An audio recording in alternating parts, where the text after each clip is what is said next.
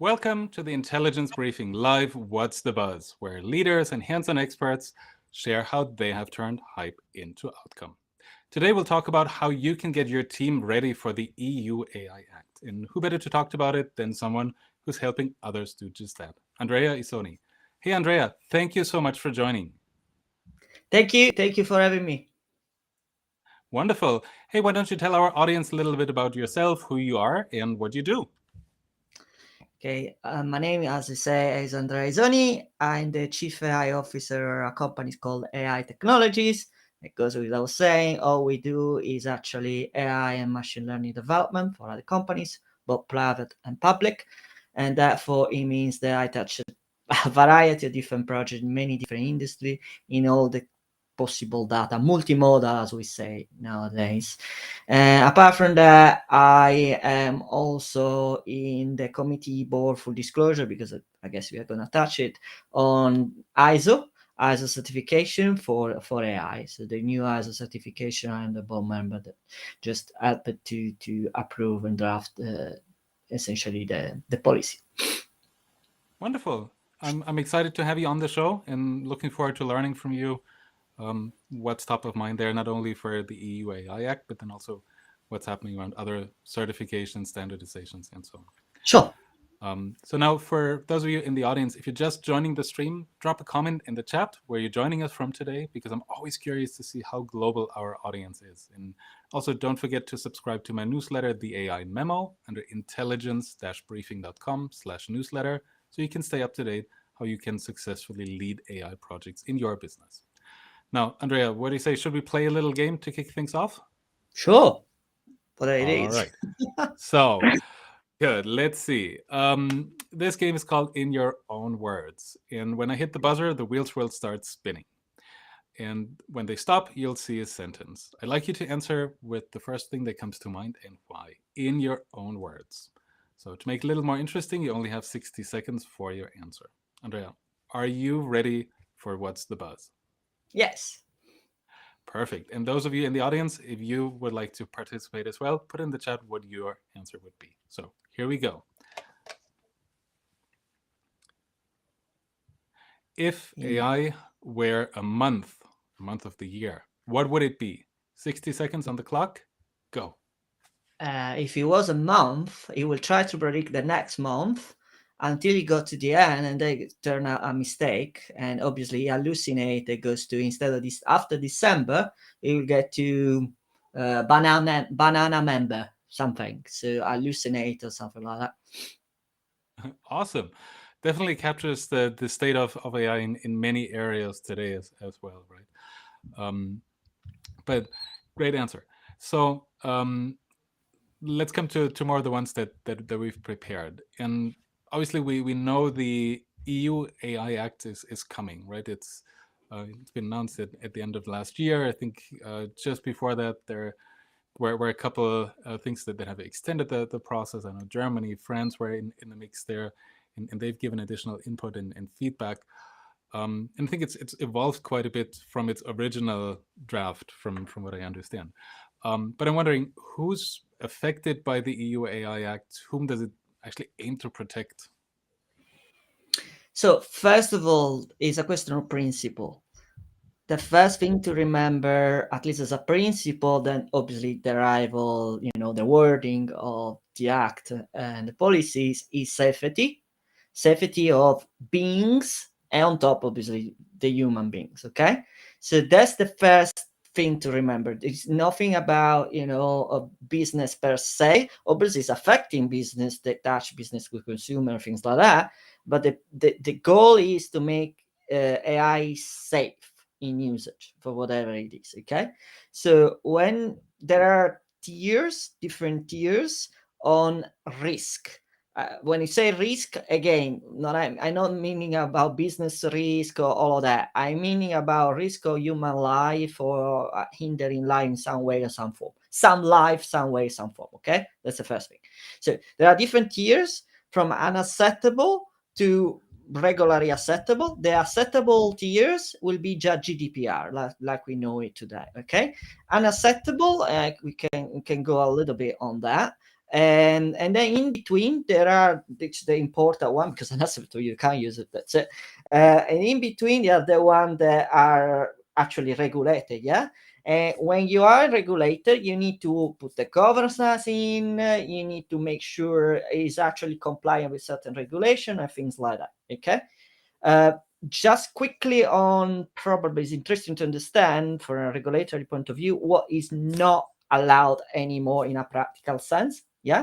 So biometric in public spaces, and including camera, that there will not be, obviously if the police or institution, there will be allowed, also with them, so with stricter procedure, things like that. Okay.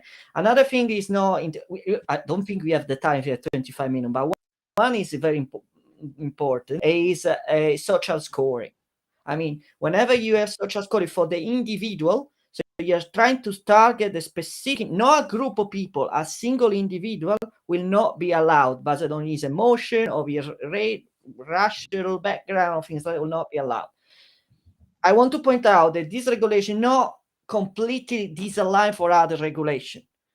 This thing, when I say social score, it kind of was the same before. I think this is important. Think about airlines. Everyone knows that, right? It goes on the web to try to find the best price, etc. And then you come back five seconds later. What happens? The price rise. What you think? They target me. They did because I watched it before. No, I can tell you it's already illegal. It was already illegal before, because any algorithm, even before, was for airlines or things like that. They cannot target the individual. It's just a group of people. If they raise it for you, they have to raise for anyone else the price. Clear? Okay. So the new regulation on AI just aligned to that was before. Clear? That I think is important to understand. It's not something out of the blue they invented. It's just because they had regulation before and need to align the previous regulation to the new regulation to the previous one. I think it's Awesome. important. Then there are others, but if you have 25 minutes, we don't have time. Yeah, wonderful. No, thank you for sharing. And I think that's an important part as well, right? How it aligns to other regulations, and I think out of the EU, certainly the other landmark regulation is the GDPR that's been introduced a couple of years ago. So I know on one hand, right, it does protect the individuals, and on the other hand, there are concerns that it adds additional burden or might stifle innovation if you're regulating, you're over-regulating. But I think what you mentioned around the risk-based approach, and is it high risk or is it medium or acceptable risk, is definitely a classification that also you in your own business can make with a good degree of certainty, right? That's a good North Star to say these are the things that are allowed and they're not. But Andrea, I'm wondering, and by the way, for you in the audience, if you have any questions, please feel free to put them in the chat as well, and we'll take a look in a couple of minutes here too. So from your perspective, if you're in an AI role, if you're an AI leader in a business today, what are the three things that you need to know and that you need to do now?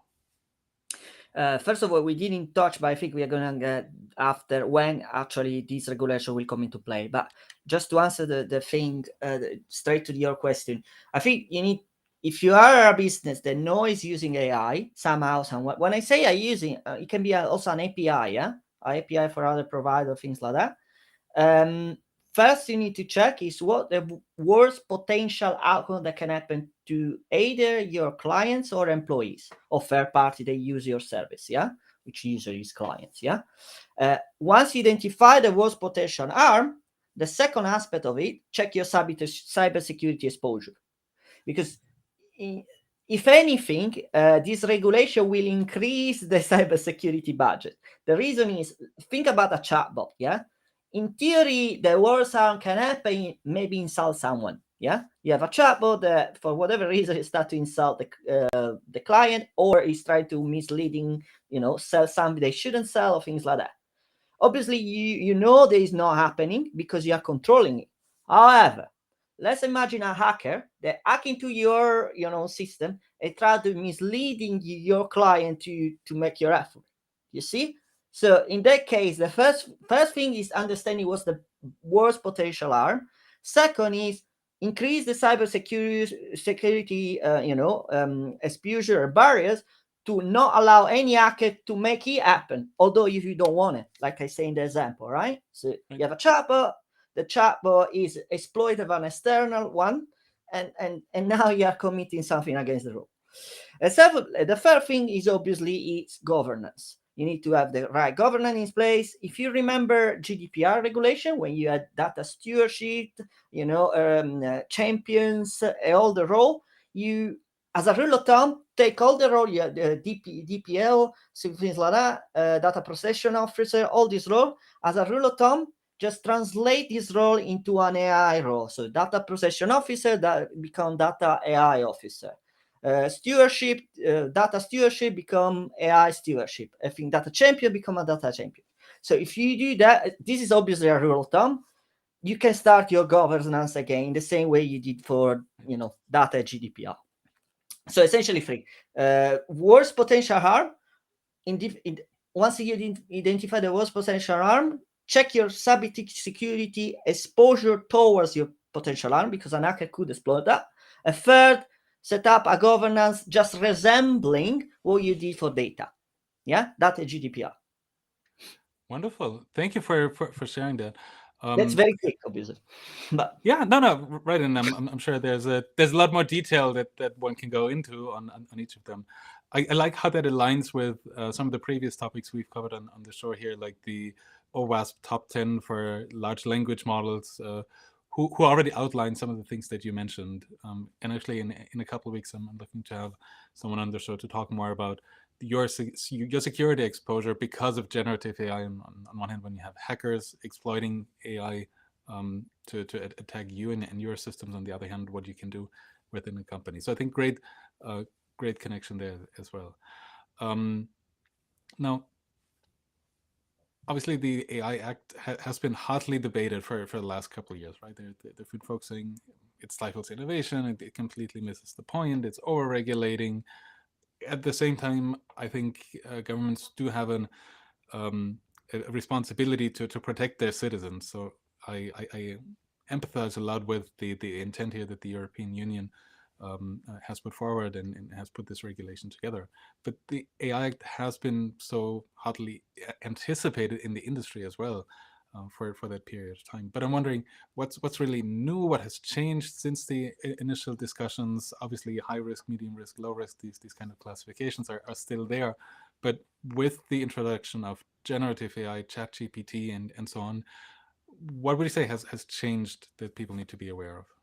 Okay, so I would say what changed the business, if you are allow me to do first, what is the business today, what's the business in the future, and what was the regulation easily conceived and what it had up to be, okay? Yes. The business we experience that's today, and I come from a very scientific background, by the way. I have a PhD, all the sophisticated things you can imagine.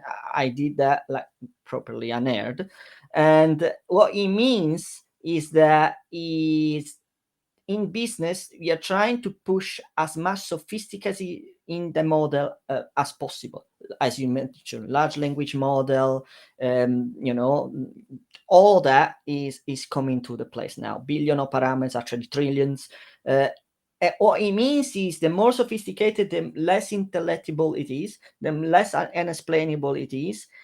All of these is going to change when this regulation come into place, because it's not going to be explainable. Not explainable means you're going to be even more affected by the regulation, and you need to pay even more for governance and things like that. So the actual end result in all of these is the sophisticacy of the model. I don't like to put in is inappropriate, but just to understand the number of parameters of the model will go down. I don't like to talk in that terms, but it's the simpler way you can put it. The number of the number of parameters of model will go down. Why? Because the higher it is, the more you need to spend in governance, and obviously business trying to minimize the cost. Okay. Now, where the EU AI Act started, it started doing safety, which is still here. And the other aspect, which is marginal here, respect to when we started, is actually copyright law. So essentially protecting the intellectual property of people. But since you asked it, there was way more in the regulation, but it was even more difficult to make it agree all the parties on an actual intellectual property law. So this is just, I would say, there is a hint of what originally was thought into the regulation. Okay, and the last part is important to say when you mention France, Germany, yes, they are still discussing, etc. It's important to understand that this regulation is almost approved in a way. So not a legal expert, but all I know is that the final piece in when the EU Parliament and EU Council will actually ratify the act, and that it didn't happen yet. From that moment, yeah, obviously there is a transition period, and the transition will not be for all the tires together. The super high risk will be within 6 months, and then slowly until 24 months. 24 months, I think, is the last acceptable risk. So slowly but surely from that. But that moment, I mean, it will be when the European Parliament ratify that, which is, as far as I know, today didn't happen. Frankly, I don't know when is the day. It would be interesting to know, but if there is a date published somewhere, but I don't know that. Yeah. Awesome. Now, maybe one of the obvious questions, if you've looked into the AI Act or have read about it, but just make very explicit, right? Even though it's called the EU AI Act, it doesn't only just apply to companies in the EU. Maybe can you talk a bit about that and what that means? Yeah, what the opportunity is and what you need to be aware of. Yeah, first of all, the interest overall, what's the status in the world? Obviously, the EU is the one most advanced in that, but I have to say even China has I wouldn't say similar, I don't know enough to say, but they have regulation as well. It's funny enough, EU and China are leading the pack in this kind of thing, while US has very light touch, because US obviously is more afraid to lose competitiveness of their own businesses than probably EU. Actually, this is the more reason. And for the rest of the world, I think there's somehow, somewhere, there will be adoption of this act, anyway, an alignment. I'll give you an example of what I mean by alignment. There is an entity, an institution, which I don't remember exactly what it stands for, but it's OECD. Yeah, that is an international organization, and they made a definition of what AI system is, and that same definition is actually used into the EU AI Act. All I'm trying to say is that hopefully, and that's my hope, all this regulation, although in different, continents or parts of the world, will somehow, somewhere, will be transferable / compatible in a way. And that's very important to me. We don't have time to that, but I really believe we need a worldwide regulation with no distinction, because otherwise you will get too much imbalances. Actually, an hacker in a non-regulated country can easily access you that you are regulated. So in a regulated country, will happen that you will have the worst of both worlds. You are regulated, so your company will be limited, but at the same time, they will be even affected to the one outside. There is this funny situation in which technically you can have the worst of both worlds. So the only way to avoid that is everyone play the same game. If you're not playing the same game, certain country may exploit that against you, even if you think you're safer, which is funny, but that's the way it works. Right. Thanks for sharing that. I think that's a very important point as well. Now, I'm wondering, you mentioned because of the regulation, you're anticipating models will actually get smaller, that they'll have fewer parameters because it'll be easier to explain. So maybe taking a look at the crystal ball here, does it mean that there will be more fine-tuned models, there will be more domain-specific models, overall smaller models that also the large vendors will provide because they'll be easier to explain? Or where do you see this have a the most impact? Is it in your own business, if you're building your model? Well, what does it look like? Frankly speaking, okay, so there are two different I would say approach here. One is what the business needs, yeah, and most of the time business needs very simple automated solution. And this simple automated solution, frankly, they don't, most of the time, even neural network kind of architecture is probably too much, yeah. So the regulation, what will force the regulation is forcing business to actually take this decision is, okay, so can I do with, I don't know how technical is your audience, can I do with logistic regression? Please do it. Why? Because if logistic regression, the one that is very explainable, I need to do little governance on it, and so it's less cost, so it's better for the business. If you start to use the increasing models, then you need to count on more regulation, you need to do more tests, or safety check, a test, because frankly, nobody, at least today, if you use large language models, even assuming you know all the data, because obviously if you're using an API for OpenAI or Anthropic, you don't even know the data they are training, which is another problem. But definitely you don't know the path of the neuron that are activated. Yeah. So this is very difficult to explain today. And you will need even more tests to check the security and safety of this model and the governance. And that's one part. In the business side, so you're asking me, but this is unrelated to the regulation, but since you ask it, so in the business side, this is, by the way, if you, any of the audience interested, if you go in State AI Technologies report, there is a State AI 2023, so exactly 1 year old. The reason I mentioned that is because at that point, it was already clear for us that the number of parameters, the quantity of parameters was not resembling the quality. For various reasons, you can see in the report. And then, in fact, what happens later is, we predicted that in January, you can see that, smaller model will probably have a bit of advantage, because the larger you have, the more data you have. And we don't have enough data for all these models. And we cannot explain. So they are more skewed to problems. That's what's going to happen. I think the number of ceiling of parameters for the moment will not be too much of a, because still we don't have enough to train the number of parameters we already have. And second, we don't really understand how they work anyway. Until these two things are kind of mature and under control, they make no sense to scale even more parameters. I think that's a great point you're raising and mentioning. And I remember when GPT-4 was announced, right? It was all about, well, how many parameters does it have, or if OpenAI is working on GPT-5, how many more parameters does it have, and how does it grow? But if you're now saying, right, it's actually smaller models, fewer parameters, also for the purpose of explainability, interpretability in the context then of regulation. That makes a lot of sense.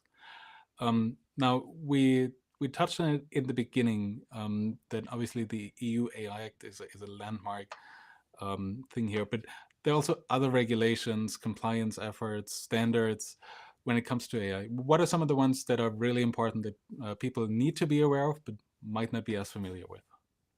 So so there are international, well, it's called International Standard Organization for a reason, ISO.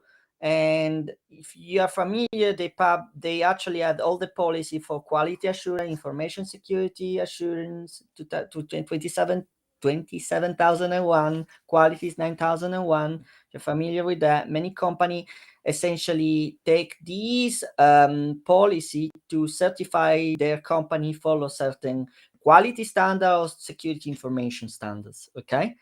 And that help them to